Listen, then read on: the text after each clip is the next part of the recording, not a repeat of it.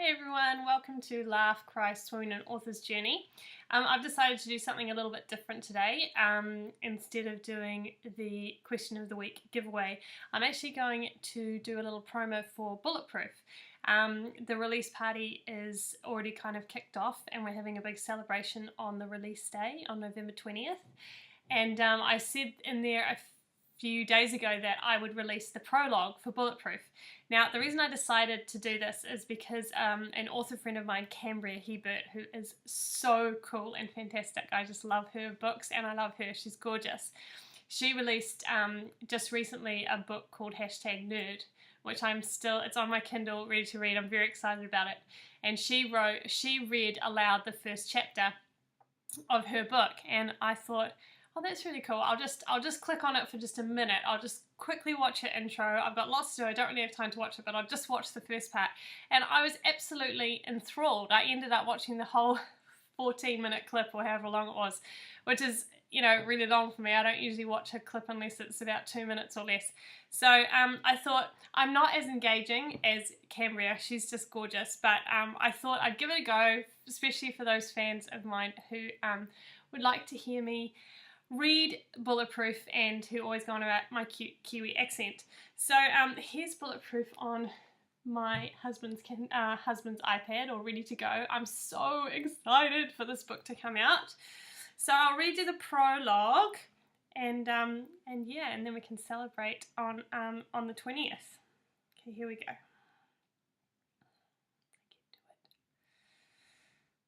Okay, prologue. First viewpoint is from Morgan. I cringed, scrunching my nose as the bald guy in the plaid shirt tried to negotiate the high note on Wind Beneath My Wings. My shoulders were bunched tight as he came to the end, and all I could hope was that the guy would step away from the mic and let someone else have a turn. He raised his arm with a final flourish, and the only sound in the karaoke bar was the enthusiastic clapping of his adoring wife. "Encore!" she shouted with a giggle. "Please no," Jodie whispered, gripping my wrist. "I don't think I can sit through another one." Ella choked on her bottle of Sprite as she tried not to laugh. I leaned forward and patted her back as she scrambled for a napkin. Wiping her chin, she looked at us both and then started giggling. She'd been doing that a lot since she and Cole moved to LA a couple of weeks ago. It normally wouldn't bother me. Ella's laughter was music to anyone's ears, but tonight it was grating. Who was I kidding? Tonight everything was grating. "Maybe we should just go, you guys." "No way!" Jodie's blonde curls danced as her head spun away from the stage. "We came out tonight to cheer you up after Brad's suckfest turd of a breakup text. You're not allowed to go home until you're feeling better." I pointed at the stage as Baldy started up killing me softly. If only it would kill me. "I don't think this is going to help cheer me up." Jodie rolled her eyes and groaned. She did everything with such dramatic flair, I couldn't help smiling. "It's because we need to get our butts up there and do some singing." Ella made a little whine in her throat. It didn't matter that she sounded like a pure songbird. She and public singing were not friends. "Yes," Jodie looked at her. "Ella Simmons, you are getting up on that stage. We all are. It's time to man up. It's time to get Morgan out of her breakup funk." "Jodie," I frowned. "It's been 2 weeks. I'm allowed a little bluesy time." "Oh, come on. It's been more than 2 weeks. You guys have been breaking up and getting back together for months. And yes, in case you're wondering, it was painful." "How was it painful for you?" I sniffed, pulling my shoulders back. "Oh, Jodie, I don't know what to do." My kid sister impersonated me, badly, I might add. "He's so hot and sweet, but maybe we're not meant to be." I glared at her, which only spurred her on. "I miss him. We should get back together. We got back together. We broke up. We got back together. But now he's being kind of mean, and I don't know if I should stay with him." I crossed my arms and slumped back in my sink, wrinkling my nose at her. What did Jodie know? She'd never had a serious relationship before. Hell, I didn't even think she'd done it yet, which I was quietly very relieved about. My soon-to-be 19-year-old sister was a bubble of sunshine, and I didn't want anyone to ever burst it. There was a pureness to her that just couldn't be beat. Glancing across at her cheeky smirk, I could feel my traitorous lips twitching. "I wasn't that bad." I squeezed my arms and lifted my chin. "You were pretty bad." Ella patted my knee, her smile full of sweetness. "But we love you, and we just want to see you happy. And smiling," Jodie added, "and free." Ella's gaze turned serious for a minute. I glanced away from it, not wanting to decipher the underlying meaning. "Okay, fine," I slapped the table. "So how are we going to make that happen?" Ella sat up straighter, swiveling her petite frame to face me properly. You need to swear off guys for a while. What? No, I don't. I need to find someone else. Someone who can treat me well and wash away all the bratty badness. Since when has that ever helped you? Ella's hazel eyes were tearing strips off me, so I turned to face Jodie instead. You need to cleanse, sis. Her bright blue eyes danced, her rosebud lips quirking into that half smile of hers. Damn it, I was going to miss her so much when she left for college. Cleanse? What does that even mean? It means you need to rip up every photo of you and Brad. It means you need to clean out your closet and buy some new clothes. Jodie, I haven't managed to find a job yet. In case you haven't noticed, my funds are like zero. You'll get a job, she flicked her hand. You're amazing and talented and brilliant at organising people. You'll make the world's best PA to some rich CEO who'll treat you like a superstar. I rolled my eyes. I'd be happy to be a receptionist at a used car lot right now. That wasn't true at all, but I was getting desperate. I'd started applying for jobs months ago, hoping to walk into a job straight after graduation, but every application I sent out had been rejected. I'd even considered looking for work in Nebraska until stupid-ass Brad broke up with me for the final time. He made that very clear in his 5-sentence text. Jerk. My lower lip started to tremble, so I nipped it with my top teeth and focused back on Jodie. You know what we really need? Jodie pointed at the stage with her thumb. We need to get that squalling cat away from the mic and wow the crowd. Let's liven this place up.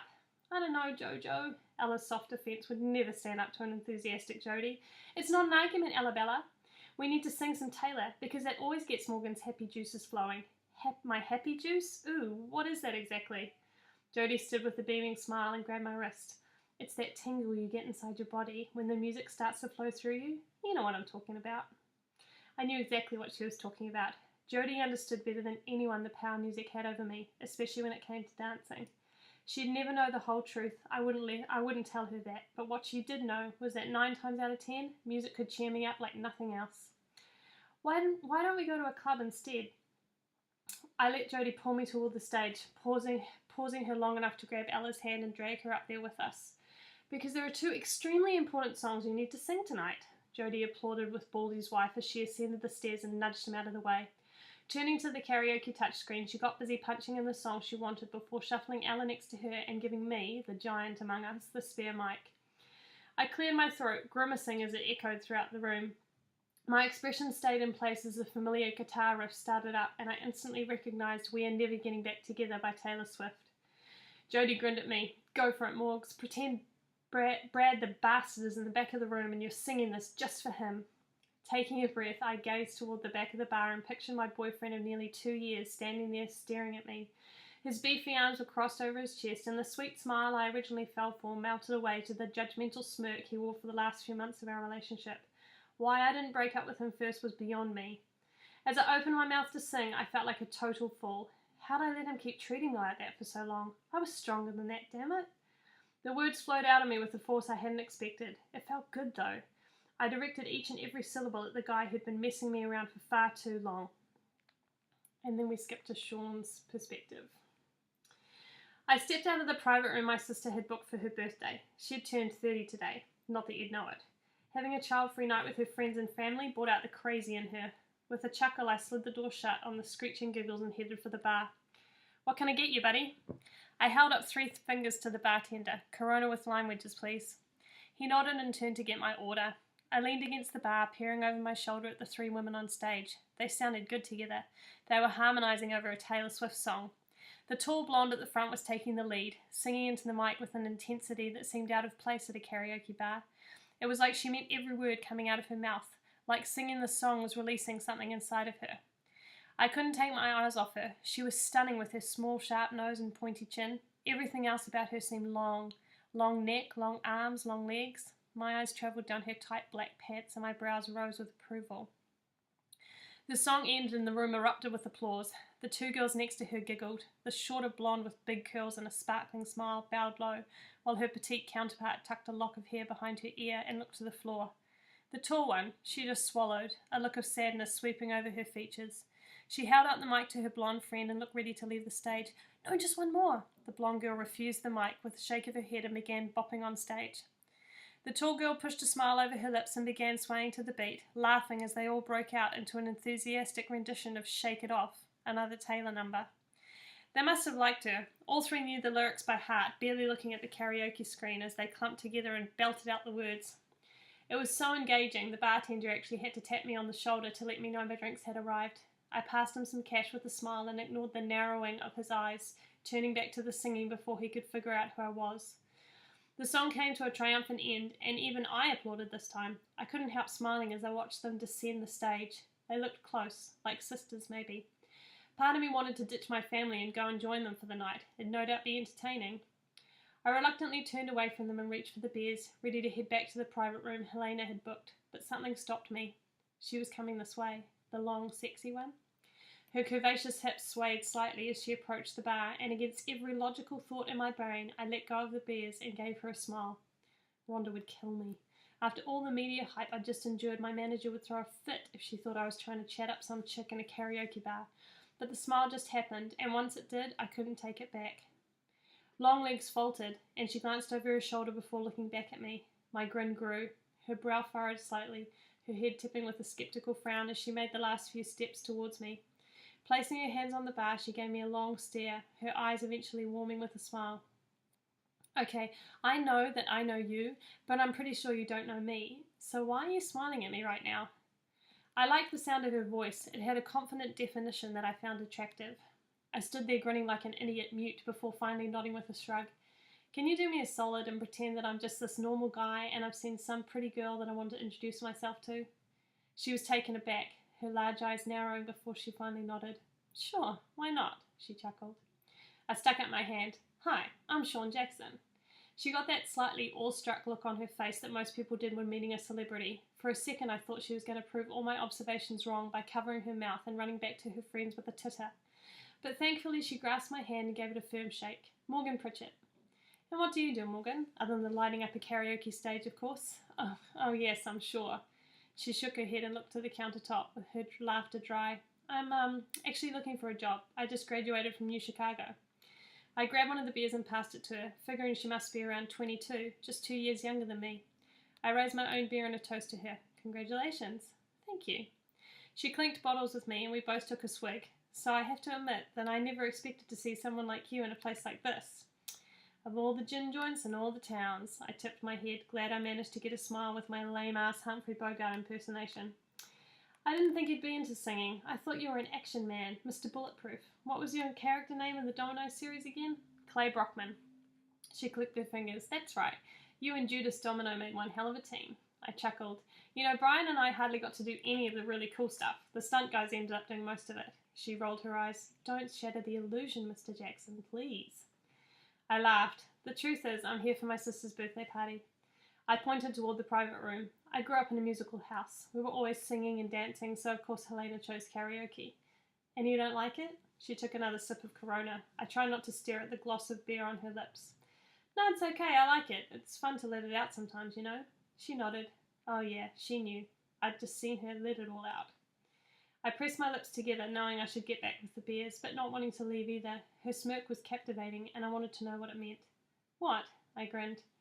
I'm just so used to seeing you dodge bullets and slide over hoods of cars and jump out of buildings. I was trying to picture you dancing and singing on a stage. Yeah, I rubbed my hand over my tight black curls. I can see it, you know. I met her gaze, noticing for the first time how pale her brown eyes were, just a hint of chocolate. I'm sure there's a role like that with your name on it somewhere. My lips wanted to break into a grin, but I forced them to remain in a steady line. There was no way I could tell her that I'd been offered a role like that. My manager had been talking me out of it, to the point where it was in the no-go pile. I'm sure people would freak out. Mr. Bulletproof doing ballet and some shit. It wouldn't fly. No one would pay to see that. I don't know, she shrugged. You've seen the Step-Up movies, right? I nodded, not wanting to admit how much I enjoyed them. Dancing's cool, it's sexy, it's intimate. She shrugged with a grin, her cheeks turning slightly red. I don't know. She took another swig from her bottle, her eyes flicking to me. The tip of her tongue brushed over her lower lip. There was nothing suggestive in the movement at all, but the very idea of that tongue ever touching mine sent shockwaves through my system. I willed my breathing to remain normal.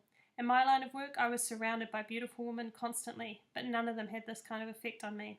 I didn't know what my problem was. After the Abigail incident, I thought I'd be put off women for life.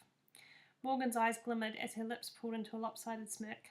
So maybe not put off for life, then. I'd watch you dance. I think you'd be really great. The urge to call my manager right then and tell her to yank that offer back onto the table was damn compelling. I absentmindedly touched the phone in my pocket. Jax, hurry up, brother. I glanced over at my older brother Kip, his head poking out of the karaoke room. Strains of Rihanna's We Found Love filtered out the door. It sounded like my eldest sister Florence was giving it a shot. She was good. Kip spotted Morgan and shook his head. Don't you be thinking about giving my beer away to a pretty white girl. I will whoop your ass. Morgan's laughter sprinkled over me. I turned back to the sound, enchanted by it. Thanks for the beer, Mr. Jackson. She tipped the bottle my way. I wanted to tell her to call me Sean, but what was the point? The chances of ever seeing her again were zero. As much as I wanted to, I couldn't pursue this. My career was right on the edge. I was still coming out of the public Abigail breakup firestorm, and I needed to keep a low profile. Rhonda warned me that I wasn't a big enough name to screw up and get away with it. I had to score myself a lead role in something. I had to move from sidekick to superstar, and this beautiful blonde might have unwittingly given me the answer. It was nice to meet you, Morgan. Likewise. Her smile and words were softer this time, showing me yet another dimension. Turning to the bar, I ordered another beer and let her walk back to her friends. Collecting up the cold bottles, I headed toward Helena's birthday, refusing to look over my shoulder. I didn't need another glance anyway. I would never see her in person again, but Morgan Pritchard would remain in my memory forever. Sorry, that was very long. It was longer than I realised. But that is the prologue. So that book is coming out on Thursday. And there's a pre-order sale at the moment. If any of you want to take advantage of that, I'm giving away a massive swag bag with a whole bunch of really fun Songbird series swags, and a paperback copy of Fever is in there as well. So thank you so much for watching and listening to that very long prologue, and I really hope that that you will buy a copy of the book and that you will enjoy it. Thanks so much. Bye.